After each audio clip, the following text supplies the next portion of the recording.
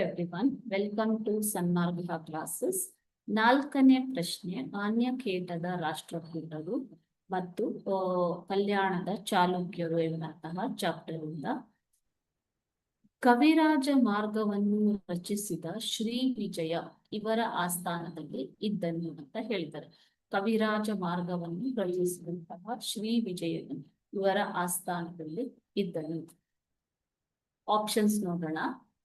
Option A Dhruva, option B ಅಮೋಘ ವರ್ಷ, option C 1ನೇ Krishna ಮತ್ತು ಆಪ್ಷನ್ ಡಿ 2ನೇ ಕರ್ಣ. ಕವಿರಾಜ ಮಾರ್ಗ ರಚಿಸಿದಂತಹ ಶ್ರೀ ವಿಜಯನು ಅಮೋಘ ವರ್ಷನ ಆಸ್ಥಾನದಲ್ಲಿ ಇದ್ದನು. ಓಕೆ, ಕವಿರಾಜ ಮಾರ್ಗ ಅನ್ನುವಂಥದ್ದು ಕನ್ನಡದ ಪ್ರಪ್ರಥಮ ಕಾವ್ಯಶಾಸ್ತ್ರದ ಮೊದಲ ಗ್ರಂಥವಾಗಿದೆ. ಓಕೆ ಮಕ್ಕಳೇ, ಇದನ್ನ ರಚಿಸಿದವನು ಶ್ರೀ ವಿಜಯನು. ಇದು ಕನ್ನಡದ ಅತ್ಯಂತ ಮೇರು ಕೃತಿ ಆಗಿದೆ ಮಕ್ಕಳು. ಕನ್ನಡದ ಮೇರು ಕೃತಿ ಕವಿರಾಜ ಮಾರ್ಗ.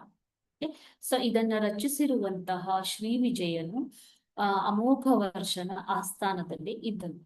ಇದರಿಂದ ಕನ್ನಡ ಸಾಹಿತ್ಯವು ಪ್ರಾಚೀನ ಕಾಲದಿಂದಲೂ ಬೆಳೆದು ಬಂದಿದೆ ಎಂಬುದನ್ನು ನಾವು ತಿಳಿಯಬಹುದು ಅಲ್ವಾ. Thank you.